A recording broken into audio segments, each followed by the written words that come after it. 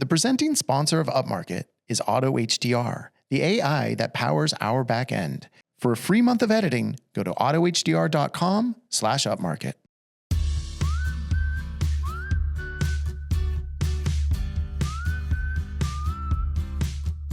Coming to you from the Upmarket studio in beautiful San Buenaventura, California, this is Upmarket, a podcast about the business of real estate photography and media. My name is Reed Fish. I'm the CEO and a co-founder of Upmarket Media. Mark Corcoran is not here. He's backwoods camping. Yeah. And we can't even get a hold of him, literally. Yeah. So we did not get his approval for what we're going to do here today on this episode. But Molly Peart approved. She's our producer, and she's also nominated herself as a guest, apparently. I really didn't. I thought you were calling me Mark Corcoran. That's why I laughed so hard earlier. Hi. Molly is going to be our guest today because we're going to talk about a lot of stuff. But she is our social media manager in addition to being our podcast producer, and we are going to talk a lot about social media, right? Yes. I think so. You made a whole run of show. That's what. Yes, that's as the producer. That's what she does. She helps come up with the topics. It's so great. But before we get started, I do want to address something that a few people have reached out about. You may have noticed that our presenting sponsorship changed, and this was a decision that should not reflect negatively on Fotello whatsoever. I do want to shout them out. They've been a great partner to us. I love Harmon. I love his whole team. They have a great, fantastic product. I have no complaints about them whatsoever. We did end up moving to AutoHDR as our presenting sponsor, who also I love their company. I love what they're doing, and it just made sense for us to move over. And there's some other stuff brewing behind the scenes at Upmarket Media that kind of precipitated this change. Again, I know I've been kind of dancing around this kind of stuff for a few episodes now, but we will be out and talking about a lot of the stuff that is going on. But us moving to AutoHDR, as a business was something that made sense for us. And then it just made sense for us to align the sponsorship of the podcast with that. So again, it's really no shade on anyone at Fotello. And I do want to say again, I fully support them as a company, love them. Yeah. And as do I, AutoHDR. And I think we have an embarrassment of riches when it comes to the editing. I know there's other companies out there that are doing a great job as well. So so I just wanted to touch on that. And, look, and people may not believe it, but it's actually, we get people fighting for us to be on this show, to sponsor the show, which is a fantastic place to be. And so, there's tricky behind the scenes stuff, but, we believe in all our sponsors, and that's how we've always done it and always will. We're not going to align with anyone that doesn't align with our values. So there you go. Molly, I think I explained that. I think you covered it all. I covered it all a little bit. Yeah. Well, okay. So, social media. So, look, you are coming up on 1 year, almost exactly. I don't know if it's to the day or not. Yeah, I interviewed a week before my wedding with Mark and Reed, and then, took some time to make a decision, and they were very patient with me, which was much appreciated back then. It's a hallmark of our relationship with you. Yes. No kidding. And then finally, after a little bit of time, I started, just about, I want to say a year ago. Yeah. So it's, I think, an interesting point for you to come on the show, because also, I think we should just point out that you did just resign. LOL, sorry. LOL.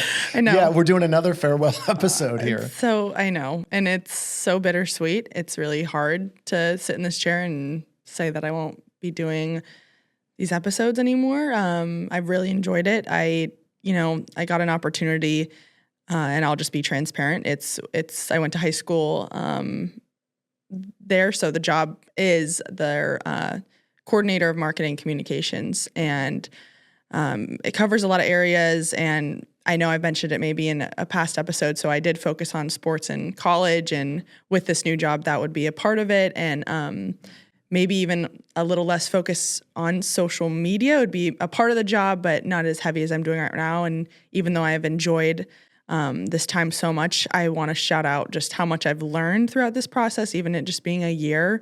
And I remember just having, employees go through Upmarket Media and move on. I think a main goal of Reed that you've shared with me is, you want them to learn and grow as much as they can while they're with this company and take that into their next role. And I feel so prepared and excited for this next journey of life, but I hold Upmarket, so close to my heart.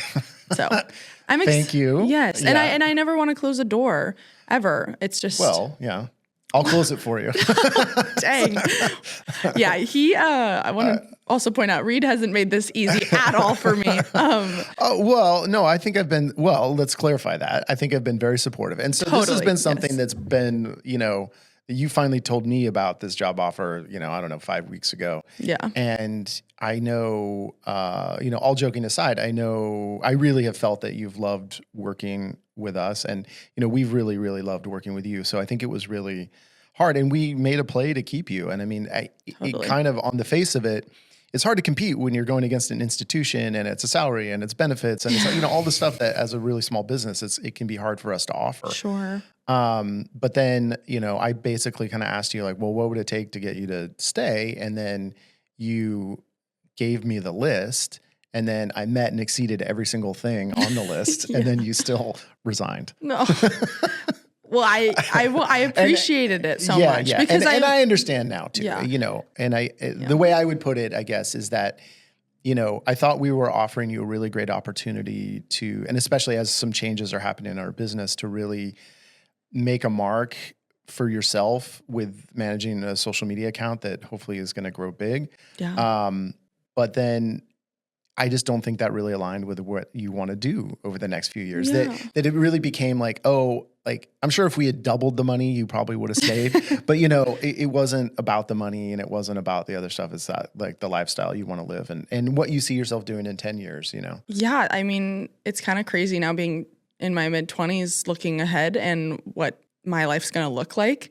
And as much as I loved doing social media post-grad, I think I've learned a lot doing it. But I think there's been something eating at me throughout these past couple of months in a way that's like, Molly, what do you really want to do? Well, and that's what I counseled you to do, Totally. And he was so supportive. You were very supportive during that time. And I think there's just a part of me that may want to even go back to school and figure that out. Yeah. And you're like, maybe be a guidance counselor. I'm like, yeah, that's a different path than at Upmarket Media. It is, but I also still there's still a spark in me that loves like the marketing and social media side of things. So it's exciting. It's obviously, it's sad. It's hard. This decision was probably one of the hardest I've had to make, which was crazy. I mean, just in what the world we are today, how our country is dealing with the job market, and being put in a position where having two offers on the table. I can't tell you how blessed I felt in that moment to be able to make that decision, but it didn't make it easier that I love both places. I have relationships in both places. I've worked at, now both places. But yeah, I still want to keep our relationship tight, and I hope it does. And every time Reed sees me, I know he's going to roast me or do something. Well, of course. Yeah. And that's the thing. Yeah. We live in the same small town. So, it's not like I will not see you. And I think it's been, I mean, losing Chelsea and now losing you, it's kind of a double whammy here, emotionally. Totally. Because, I know, and me especially, and Mark has too, but obviously with the podcast, we work really closely together and we, travel together. And so it's like, it was really, it has been, I will confess, it has been a little upsetting for me, but I'm, but not in a like just more in I have to grieve it almost. It's not like I'm mad, I'm not mad at all. But it definitely has been an emotional journey because, I've come to really rely on you in a lot of ways with this show and I don't know, just working together closely. It's been, super fun. And it's made life, it's made my work life a lot better. I'm still bumming, but we got another month here. So that's the thing is you're not out. This is not your last episode. No. I think you'll be working through beginning of August. And I think though we've also lined up a new producer who's actually pretty awesome too. So Yeah. so that made me feel a lot better, you know, once she, like I've kind of had my eye on her, and like I've, you know, like I'm pretty excited to work with her. So yeah, that made me feel so much better too, because what I wanted was the transition to be smooth. And, you know, I was just praying that it was going to be someone, of course, that I knew whoever you chose, you were going to be someone that you appreciated and you have worked with, or you had friends with that were in the industry. So I'm super stoked for you, and I'm excited to meet this person too. Yeah. Hopefully it works out. So yeah, I think that covers that. Yeah. Bye guys. Yeah. But you know, but the other part of your job is like you've been managing our social media. So not only for the podcast, but for our flagship Upmarket.media account as well. So, you know, you've been doing that for a year, and I think we've seen, and I was asking you what the numbers were, but I don't know if we quite know, but how much growth we've actually seen in our socials. Yeah. And I think, you know, and I think it's probably more relevant for our audience to talk more about the Upmarket.media rather than the podcast one. But I know even the podcast, it's like we're probably up 25% in terms of number of followers as we were a year ago. And part of that is just, you know, we've had a social media strategy, and we've been doing more clips, and we've been posting a lot more. Yeah. So. No, it's been awesome. Seeing that growth behind the scenes. And I'll talk about Upmarket Media first, because that's kind of what I was brought on to do. Having a consistent posting schedule, I think it's great. In the beginning, that's kind of where things were aligning, and I think in the season of it, because we were busy when I came on. I feel like the old days. And Nikki, it was so fun getting to know Nikki and her creative side, and I guess something I hadn't really been exposed to yet, because I was coming from a job that was so business oriented. As far as I wanted to clarify, it's just the creative control was very minimal. Like I had to go through at least 2 to 3 people to get a post approved, which was so agonizing and annoying. Even if it was like perfect, just getting that response took time. So just having this creative control in this position was amazing. And even though I always in the beginning was getting posts approved with Market Read to make sure it was okay. Sure. Yeah, you got to do that in the beginning. And then learning, you know, our employees' personalities, but especially with Nikki, because she was our, you know, person that was posting the most collaboratively with us. Yeah, and I think still is. And still is. Yeah. And some of her videos have done really well, which has been awesome to see how, you know, our profile visits each month have gone crazy. But I do think introducing the podcast we released on the second season of Upmarket Media. The Real VC. Real VC. Our just sister show. Yes. Yeah. Because it was just realtors, and I know we've talked about it before, but getting kind of. I don't think we've talked about it have we talked about it on here that much? But, you know, so we have Real VC, which is a half-hour podcast. Yeah. Yeah. I don't think I could do longer on that one. But, you know, where we're talking about Ventura County real estate. And with the intended audience of realtors, right? So it's a marketing piece for Upmarket Media. Yeah. And I've just struggled with that show. We've had it for a couple years. It really hasn't done what I wanted it to do. And partly because I hate it. Yeah, that's true. Well, I mean, just, you know, and I think it just like, I just don't have a particular interest in real estate or talking to realtors. And so I think what the idea is that we're going to have realtors come on who are not our clients, and then they're going to see how amazing we are, and they're going to start using us. Right. And we're speaking, you know, it's just all marketing. But then when I'm not enthused about the subject, people may have caught on that it's like what you see is what you get with me a little bit. Yeah. Like, you can kind of tell. Yes. Yes. Even just trying to run a show for a realtor podcast, you don't understand how hard that is. I do understand. Well, I'm talking to the guests, like the people listening. It is like, it's agonizing because it's just the same thing. And yeah, and especially as we weren't trying to delve into like, you know, inside baseball type stuff with like inside real estate, where it's like we're talking about, I mean, we wanted it to be more of a show about a general audience that general audience could like, but was really focused, but was stealthily our marketing. And that was a tricky balance to get, because realtors, it's just, I didn't know what to talk to them about, because you're just like, oh, what's your door knocking strategy?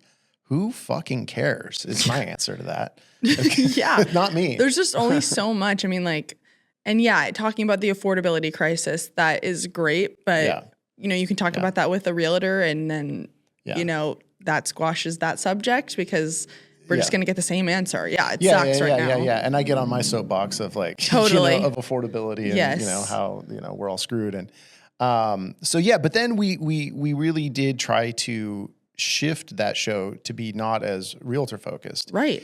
And to have other guests on. And then when we could have guests where basically, because our co-host Katie, who's great, is a realtor. And so we always have a realtor presence, but we're just talking about issues that affect Ventura County real estate, or, just like, oh, the new Costco is moving in. What does that do to that area? Well, I find that stuff to be kind of interesting. Totally. And then, and so then when we had, and our last guest was a firefighter, a fire captain, and that episode was awesome, because we got to talk about, fire stuff and how, and, because in our area that's affected. Yeah. Wildfire safety for homeowners. I mean, our target audience is like homeowners. I feel like. Yeah. Homeowners and realtors. Yeah. I was at a birthday party last night. It was my cousin's 6-year-old birthday party, and a parent came up to me. I wish I could have been invited.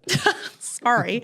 A parent came up to me and they said, I was on YouTube and I came across your name and I was listening to this podcast and there was this fire captain and I know him. They're like, that's so cool. Like, wow. And I looked into, Real VC, but there's like, they were curious because like I was listening to this podcast about the wildfire safety, and then it was about real estate. And then they were like, I'm going to subscribe and keep watching. I was like, oh, thanks. That's so nice of you. Good. Perfect. And so we'll see. Yeah, we'll see. But yeah, getting different people around Ventura, just our area, has been great for attraction and growth on that page, especially because those clips, I think that's the thing with social media. I think posts can be great if you're doing, a carousel post. But if you do have something like a really engagement reel or, a podcast, those. Well, that's the thing is I think the podcast clips, even ones with realtors, a few of those hit. Yeah. And hit big in a way that no post we've ever done could hit. Yeah. I mean, I think, Nikki now has had a couple that have hit the zeitgeist a little bit. But they're fun, creative, like kind of trending stuff. Totally. She does keep up with the trends, which is great, because there's a part, I'm maybe on a different side of trends with things, but then when we work together on it, and see, who's our target audience in this video, and, she hits those points. So yeah. And I think that it is a really great point that, like, if you are just doing carousel posts of houses, or even just like, I don't even know what you do for real estate media, but they're just not going to get the engagement ever. They're just never going to hit. And so I think that's why, the podcast stuff is so powerful, because you do have those clips. And I think though, for us, we're really actually looking at though, is there enough return on investment for those clips? Because, and it's different for us than I think a lot of other real estate media companies, because we have the set. We're already doing this show, and there's the return on investment for this show is absolutely worth it. So it's like, well, and that was kind of the thought. We have all the equipment, we have all the set, we have the know-how. Let's just do another show. But I think even with that, it still costs us money. We pay a producer, we pay editor, and then are we really making money from it? Yeah. I don't know. I mean, it's just so hard to quantify. And that kind of goes into, how you think about social media at all, is like, how do you quantify that return on investment? And a lot of it is, well, I get leads from it. And I do think we do. And I think, and even if we didn't, there's still value to it, because you're reminding your current customers that you exist and you do good work. Yeah. And I don't know, we're really thinking on Real VC of whether it's even viable to continue it or worth it. Yeah. And, with these clips, and we do with these episodes, a really tough thing is getting that collaboration, which I think it does make a difference. And I just will admit that when you are doing any sort of post, reel, anything in collaborative with someone else, making sure ahead of time, hey, we are going to be posting on these days at this time. Would love if you could accept this, where you would get our followers looking at your page, vice versa. And people are hard, stingy with that collaborative. They can't. Some people get, and look, my other show, iOYSM, is like we're living and dying on collabs, and because a lot of times it's like celebrities. I mean, we just had Drew Scott, one of the Property Brothers, on that show, and that was crazy because the more popular somebody is, the less likely it is that they're going to collab, because it's really, and especially for our show, we're still relatively small. So no one's like, oh, I can get that iOYSM audience that's really going to help me out. Like Drew couldn't give a shit about that, Yeah. So he, and then you're also going through their team. It's not just like the celebrity. He's got like 2.5 million followers or something on Instagram. And so they get very particular about what they're going to collab on. And for that show, we do 3 clips a week and a carousel post and a couple carousel posts. And you'll just get the social media manager, they'll put it in a story, and you're like, okay, that's great, except it just doesn't get that many eyeballs. But then we notice when they do accept the collab, it can just go bananas. Yeah, it's absolutely great bananas for engagement. And then, but sometimes it doesn't. Like the Drew Scott one, it didn't. They did collab on one, and it did nothing, absolutely nothing. And he's like, so funny. He's 2.5 million followers, and it was just like, I thought he never accepted the collab because because I'm one of the collaborators on my personal account, and so like when shit's going off, I mean, I'm just getting all these notifications, of thousands of likes and all this stuff, which is uncharted. Did he collab on time, or did he collab like a couple days later? Because that can make a difference. I think it was on time, but still, it was just like it got no engagement, and you're just like, oh, geez. Yeah, and I don't know. So anyway, but that's on a bigger note. It's like the collabing is the way. I mean, it really is. It just does help when you see a post and it has all these different kinds of people in it or perspectives, and knowing they want to share that, I think, makes a difference. I mean, when it's just 1 or 2 people, that can be great. And even with this last episode we did with the fire captain, it was just Katie and the realtor, the co-host, and our Upmarket media. And they did well. I mean, I will say the clips did great, but if Ventura County Fire Department would have collabed, it would have probably skyrocketed into a whole different dimension of engagement. I will say, though, it's been awesome to see just that growth with consistency of posting, and we've touched on it. Just seeing it with this podcast, like how often we're posting, and seeing what posts maybe do get lost in the feed. Yeah, because if we are posting, 3 clips a week, 2 clips a week with, a carousel post and a thumbnail, I do tend to see like the thumbnail does get some eyeballs on it, but then it's like, okay, the reels is where the reels are important. But also when we're collabing with our guest, that does make a huge difference. Absolutely. And so, in real estate media, no one's audience is that giant, so it's like it doesn't. And a lot of times, for this show, when we have real estate media people on, they don't always want to collab. And just like, because we keep this show separate from Upmarket Media, because we don't want realtors hearing us bash them every week for an hour. Yeah. Especially you. Yeah. and I think a lot of our guests are sensitive to that too, that they don't necessarily want their audience to see that. And when, and our audience is so limited in scope, we just want other real estate media creators and brands that, exist in that world as our audience. Like, the general audience is like, it doesn't really matter for us. Yeah. I mean, I will say when we've done reels that are on trend for Upmarket podcasts that I don't particularly make about real estate medias, I will give my favorite post we've done recently that was on trend. We collabed with iGUIDE. It was when Reed and I were in Canada, and we did a couple reels while we were there.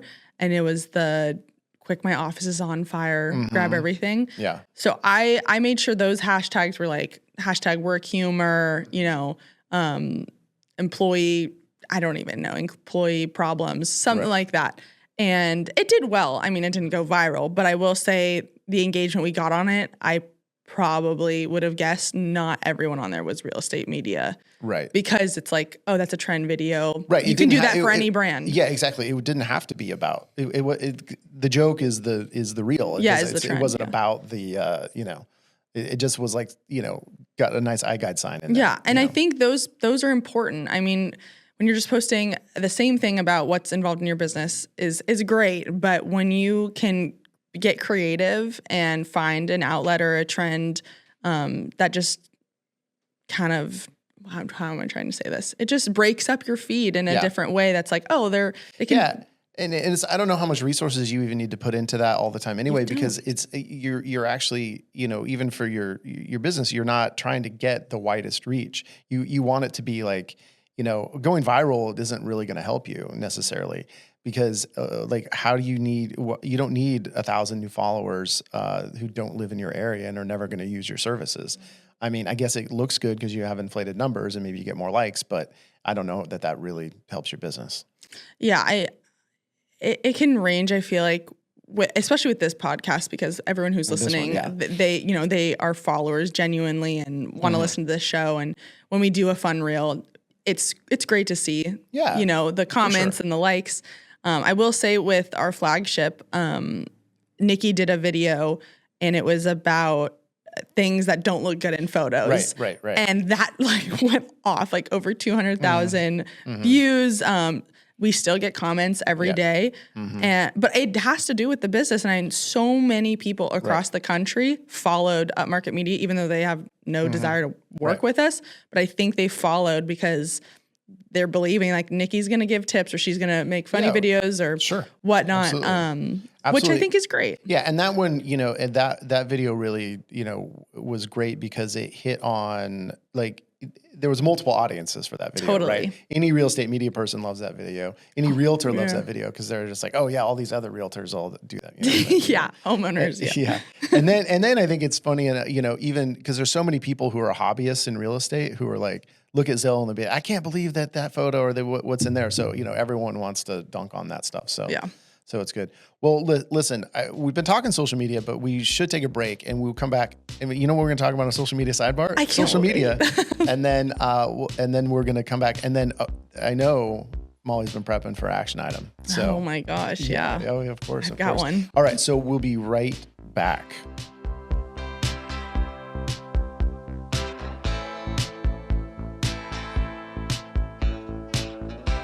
Oh, Molly, you've partied with the Auto HDR crew up in Canada. Yeah, you know those guys. Matt G over there. Oh yeah, I called them the frat. The frat in a good way. In a good way. They're just young. Yeah. Excited. They're young whippersnappers, I will say, over there, and they have a fantastic product. I know very intelligent. You're not on the ground using Auto HDR, but we are, and our team is. Yeah. And man, it is so fast. The pictures end up looking so great. And I know they've been rolling out integrations with all of the major kind of back-end platforms where you can just upload directly to the listings and and it all happens right there automatically. And so it's truly, truly fantastic. I would really, if you haven't tried Auto HDR, what's going on, but you should try it. And look, if you go to autohdr.com/upmarket, you can get a free month of service from them if you buy 1 month. So it's such a great deal. You can save a lot of money and your workflows are going to improve and probably the quality of your photos are going to improve. Just saying. autohdr.com/upmarket. Oh, HD Photo Hub. Oh, I love HD Photo. What? You don't love HD Photo Hub? It's just how excited you got there. Well, I am excited because we're making plans. I could do one more blowout before you get out of here. We're going to try to get up to HD Photo Hub and do a content day up there, talking about content days. I'm so excited. Love everyone at HD Photo Hub. Oh, fantastic. And of course, they have a fantastic product too. We are using it for our backend system. Look, you can order, you can book. I mean, your clients can order and book, and then we deliver all through one platform. It tracks mileage. It does 100 other things. Plus, I know I always talk about it, but come on, it's the marketing kit because you use those marketing kits. It's an add-on for your clients who will pay for it. And basically, it's going to make the cost of HD Photo Hub effectively free. In fact, it may actually drive revenue for you because you are using that backend system. So truly great. hdphotohub.com. If you use the code Upmarket, you're going to get 15 free full deliveries. That includes the marketing kits. So you're going to just make a tremendous amount of money into your pocket if you use that code. I mean, you got to do it. Major slay. Major slay. hdphotohub.com.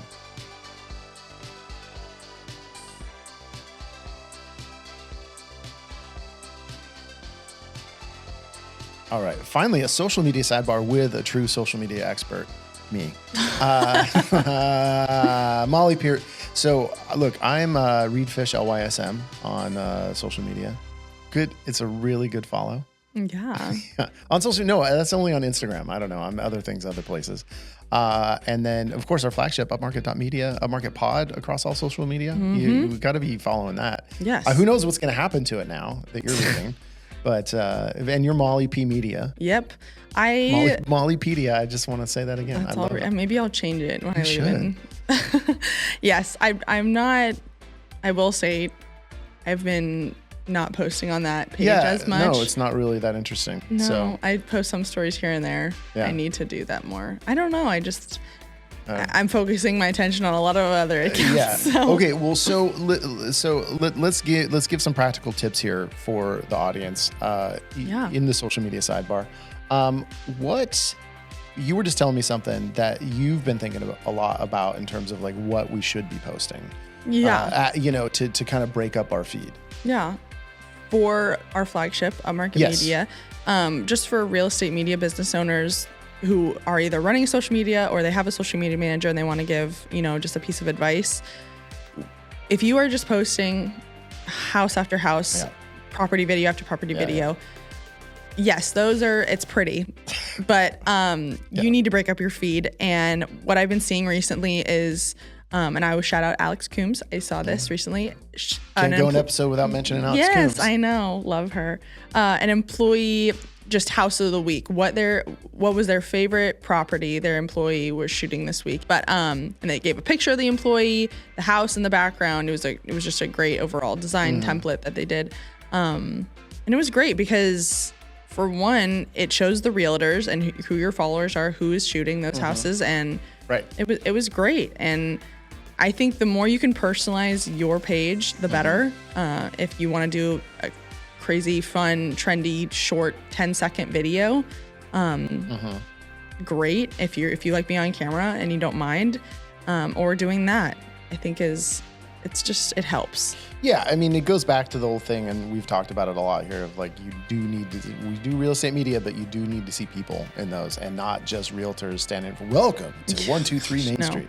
No, I don't. In fact, I don't want to see that. What I want to see is you. I want to see your staff. Exactly. And if you get some organic content with realtors, I mean, I think that's great too. Yeah, behind the scenes. Yeah, BTS, man. It always helps. BTS. Okay, so we're going to take another little quick break, and then we're going to talk more with Molly, probably about social media, maybe other stuff. And then we're going to end with action items. Okay. Slay.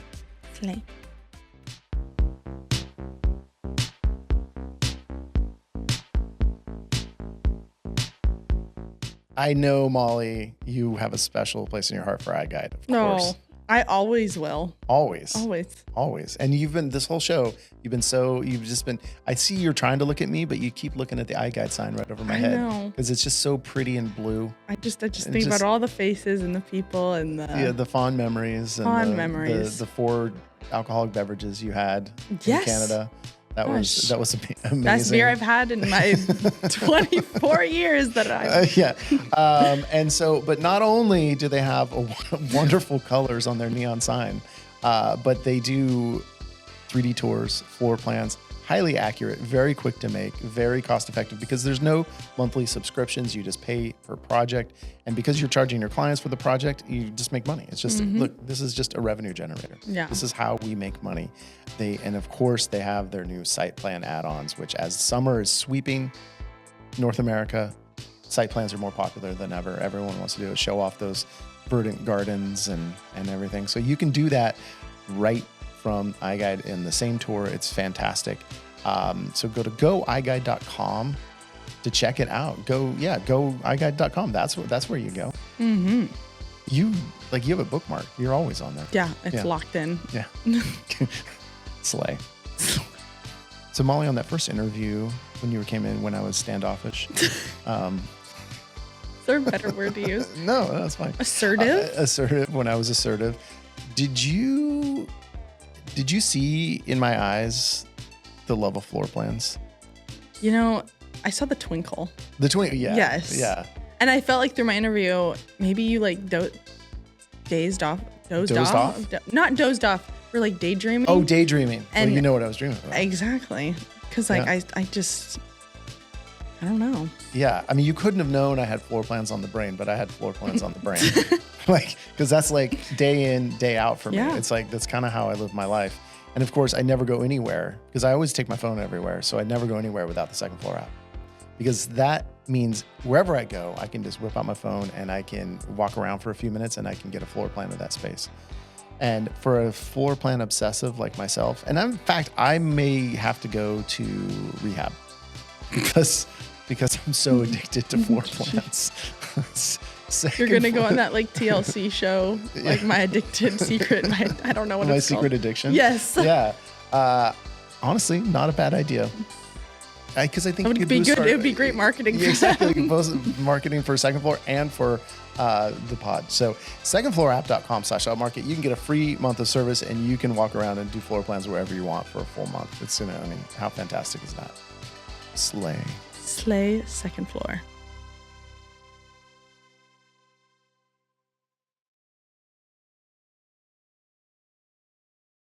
All right, Molly Peart, social media manager, soon to be not social media manager of Upmarket Media.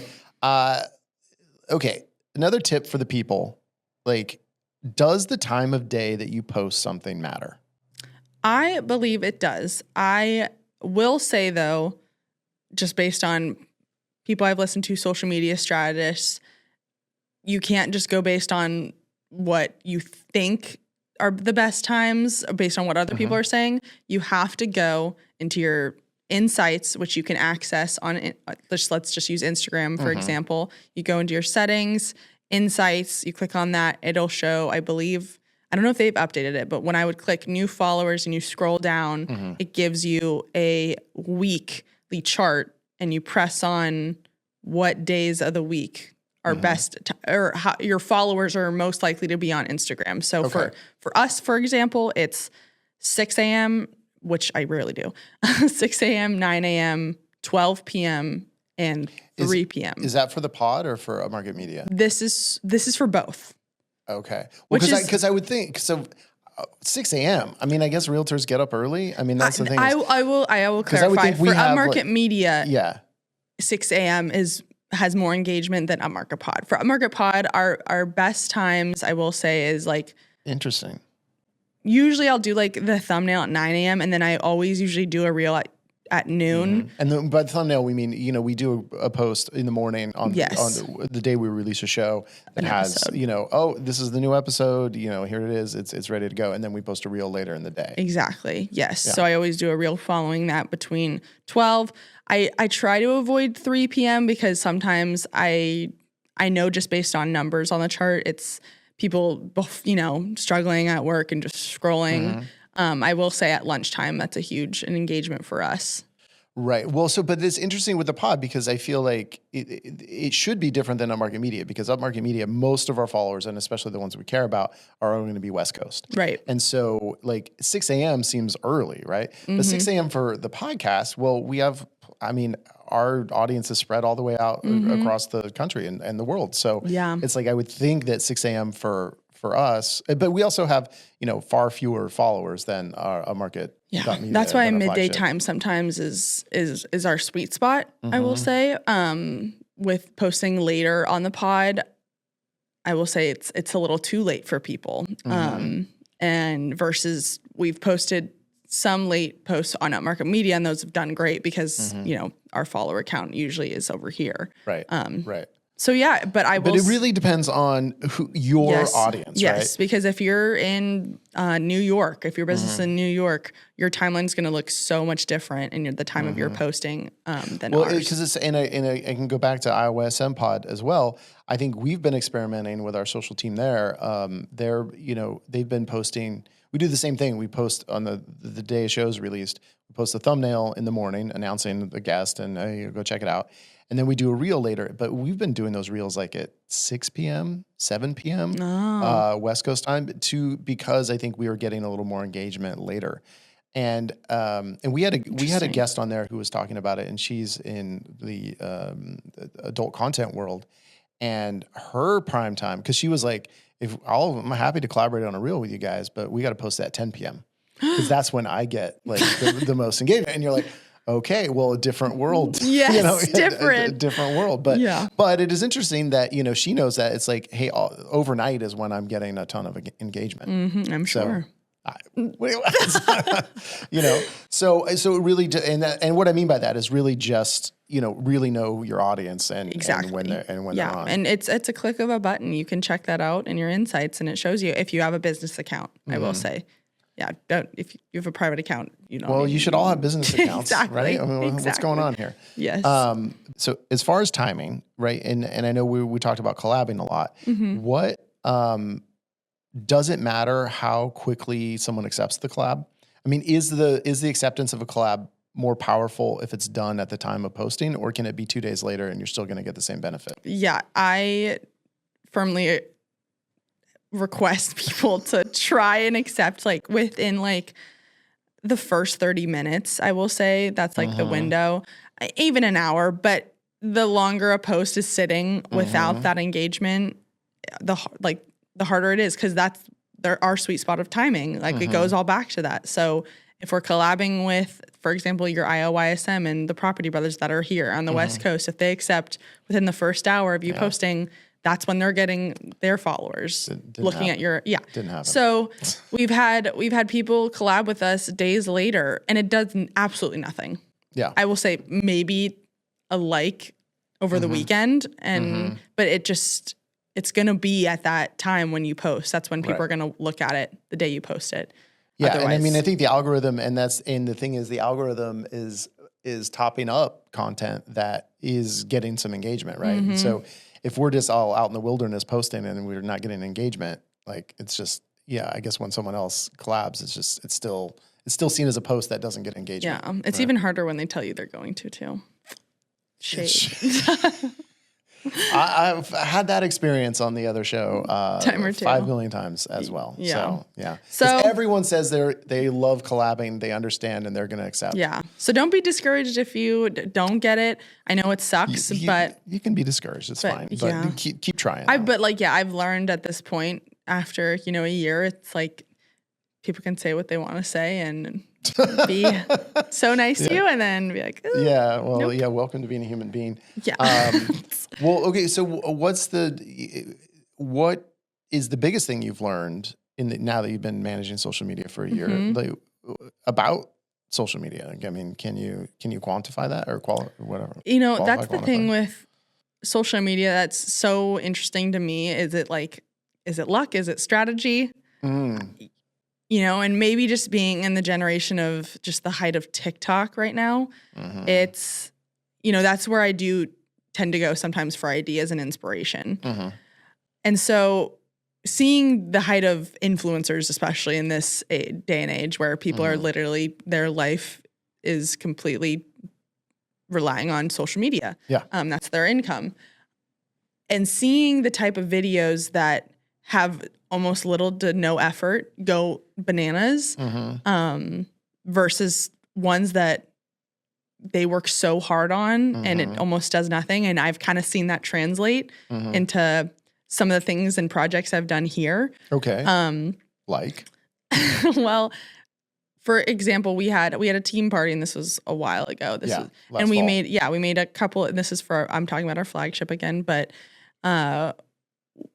when we had this team party, we did like 5 videos. Everyone met an hour early to do content. And we just did all these trend videos I had shared with the team, and especially collabing with Nikki on what we should do. And it was so much fun because we did this before we ate dinner and just had a great time together. But it really stuck out to me as it took maybe 45 minutes to do these ideas. And not only that, it was fun for everybody, I think. It was expensive. Yes. Well, no, it is, because if you have a team of 6 people and you all pay them hourly, and you're sitting there, oh, the hourly rate right now is pretty high. Yeah. And but it's your marketing budget, right? I mean, I think you got to. The return on that though was we posted those, I think, throughout a couple of weeks, like one a week or however many. So, and those got such great engagement because it was focused on our team. It was just a quick trend that was going off at the time, and people tended to love it. And they saw who was working for them in a different light, just instead of behind the camera. It was like, oh, they're fun, they're creative. Their team looks like they're like a little family, which is so. It's all been broken up. Reed always goes to the dark, sad side. So I will say just the dark sad side, there were like 7 people there, and 4 of them will not be working for Upmarket Media by mid-August. So it's been a lot of turnover for us this last year. It's crazy. Well, you've taught us a lot. Yeah, kudos to you guys. Well, it feels like we're maybe we're bad. You guys aren't the issue. Bosses. Yeah, maybe. Just kidding. But just kidding. No, it's totally you guys. So seeing that. And then versus the projects that have taken a little bit more time than thought and effort into posting that, and then just seeing the return on that be a little different. It's not that it's discouraging, but it's like, wow, that's all it takes really is to, make a couple videos within an hour and release those, sparingly. But I don't know. I think that tool is so valuable. Yeah. Yeah. And it didn't take, and the thing is, it was just like not taking an hour. It wasn't just, we took an hour and did this, but you really had a plan. Yeah. So it was really thought about ahead of time, especially, with any kind of production, we all know it is expensive. So even the stuff that doesn't look expensive, if you are having a bunch of people there and you're paying them, you want to make sure you maximize that time. For sure. I think having a clear plan ahead of time is. Yes. I will say Nikki and I had planned out, I would say I had like 10 or 15 videos ready. As far as when we got there, I shared, okay, here's the top 5 that I think would do well. And then we went over that with the team, talked about it with the guys, like, hey, can you dance at all? No. But then that's what makes it funny. Yeah. So after some agreeing that, so. Well, yeah, and it was similar what we did when we went to Canada with iGUIDE. Yes. It was the same idea basically. And I think what we had, it was kind of like, we saw what we could do when we just like have an hour somewhere and you just like focus on making these reels. You can bust out a bunch. And so I think we were there a couple months ago and we just recently posted, I think, the last one. Yeah, that was like the one I was like most excited about. Yeah. For sure. And so, but you really prepared. And so we walked in with, I don't know, you had 10 different ideas and we shot probably 5 or 6 of them. Yeah. And I was so thankful, and shout out to iGUIDE, that their team was willing to be a part of these videos. I know that they were working that day and they came out and really gave us a show. So I was really happy about that because their personality shined and they got that engagement on, I hope, on their page too, because those were their employees. Yeah, that we have used to talk to them and see if that helped. Hopefully. Well, no, I mean, because you're curious, right? You do all this stuff and you're like, oh, these are funny videos, and like, but does it do anything? I mean, I think it does. I mean, for iGUIDE, hopefully it feels like they're a little more humanized. Exactly. Because you actually see the people working instead of just the 3D camera. Right. Right. Which is, I mean, that's pretty dry, right? And you're talking about measurements and it's like, okay, yeah. Yeah. But that's with any business. Yeah, exactly. I mean, I always have to make jokes about that stuff every time we do an ad. So I know it's like, I guess I don't have to make jokes, but it makes it more I kind of do. I will agree. Yeah. But yeah, and I mean, I will also, we can talk about AI. I know we've chatted about that a bunch. Let's talk about it. But over the course of this past year, like just the insane amount of, I don't know, like maybe maybe it's just me, but a year ago compared to what AI is now, I think is so different. It's like it's evolving. I think we'd all tend to agree with that. Molly, Yes, that's such a blunt comment to make. I think AI is coming at us every day, every minute, every second. And seeing the way it's being utilized in social media is definitely, it's wild because I mean. Well, what are you seeing? Well, just this is stupid, but like what people are falling for, that's just like outside of the realm of actually running a business, but how people are utilizing it in a way to grow their business. Even just, I mean. I see a lot of shitty graphic design. Yeah. You can tell is AI. And, yeah. It breaks my heart for all my designer buddies out there. But it's hard, I guess, being a creative and loving authenticity. Yeah. And preaching about authenticity and as much as you know what's not authentic? Generative AI. Yeah. So it's been tricky to me. That's I think been something that is a little disheartening. But sometimes I'm like, okay, well, whatever. I freaking used AI last night to help me use it for a recipe and maybe run a show this morning. You know? I can't bag on it. I'm like, Molly, did you write this run a show? Hey, I do write the prompt and give them all I want, and it spits it out. But I will say, in the creative world, it's I don't know. I go back and forth on it. I mean, look, I think that's the existential crisis we're all going through. Is like, how do we, ethically use AI? How do we, make it work for us and not replace us? I mean, that's the theme of every business right now. I think, and the way it is.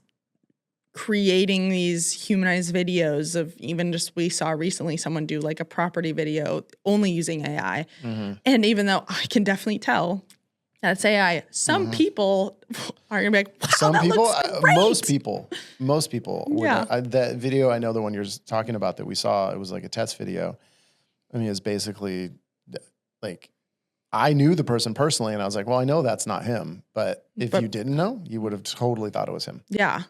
So I don't know. I mean, does it relieve, all that time and effort and money to produce that on your own? Or, do you just be like, whoever's watching this, like, they don't know this person? I think it just depends on, I don't know. It's a much bigger discussion. I mean, it depends on what your goals are, who your intended audience is. I mean, because like we talked about up at Northern Spruce Summit was, the one speaker who was really saying we all need to put out slop and a lot of it because that's how you're going to get the numbers. That's how you're going to get engagement. And I think we've all pushed back on that of being like, no, I think we could still put out quality stuff and like we shouldn't just go lowest common denominator slop. But I think there's a case to be made for it. But I don't find it interesting. Like I have not seen a single generative AI video that I thought was funny. No. Not even. I've never even chuckled at one. But that's what I mean, just with how far we've come with it at this point, and I feel like how my eyes are now just seeing the amount of what am I trying to say? Like I don't believe it. Like the amount of what? I don't like when I watch a generative AI video now, because in the beginning I was like, whoa, like sure, that's crazy. And to this point now, it's just like unbelievable to me. At all. Unbelievable. It's just like I can tell immediately. Yeah, and I think you may not be able to tell at some point, but what's going to happen is you're not going to know what to believe. And I think we're already there, right? I mean, there's already been articles about people who are like, with the deep fake stuff with the war, like scholars are like not able to tell if this is real or AI. And so you're just like, okay, well, to use the popular phrase, we're cooked. I mean, it's like, it's like, what do, so that's a bigger thing than just what are we doing in real estate media. But I do think I will continue to preach leaning into authenticity. Right. I mean, and I think that's when we get the most engagement and, whether it's being authentically funny or whatever it is, right. It doesn't have to be just like all heartfelt stuff, but it's just being authentically you. Yeah. Cause I think that's where the trueness and the reliability of your business comes out. I mean, yes, using AI can definitely help grow your business in a way, but at the end of the day, just being a social media creative, I think authenticity over everything is, for me, when I go to bed at night, it's like, okay, I created something that I'm proud of versus something that I was. Oh, did you do that when you worked for us? More of just, no. Did okay, you feel I'm just proud? saying, like, when I look at our feed, yeah, I knew we are creating something beautiful and authentic, whether that's a funny video, trendy video, you know, a house video, a template I'm using for house of the week that I did and designed, and I didn't just put it in a chat and spit something out to post it. Okay, good job. Good job. Yeah. Like, do we get to keep that template? Yes, okay. You do, because it is your Canva. Oh yeah. Okay. Yeah. That's true. So at the end of the day, like, things that I work on, little mini projects that I produce, like, inside of me, it's like, okay, like, I did that. You know, I didn't ask chat to give me that. No, I think you should be proud of the work you've done. So our action items today are sponsored by Pixel CRM. Go to pixelcrm.com, where you are going to be able to find all the stuff that you need to run that back end of your business, keep track of your clients, market to them. So many functionalities with Pixel CRM. It's going to grow your business. Check it out. pixelcrm.com. To be proud, though, it takes action. Oh my gosh. Yes. Yes, which means it is time for our action items. Molly, I'm going to go first. Thank God. Okay. You're still thinking of one? I'm thinking about the way I want to say it. Oh, okay. Oh, yeah. Okay. Mine's pretty easy. I think you should consider, everyone should consider, if you don't already, getting some help with your social media. I think the benefit for us of having Molly on board as social media manager has been huge. And I know it lifted a lot of burdens off Mark and Chelsea and, well, not me, but in terms of, well, it did it on me because I was doing the Upmarket pod one and it sucked.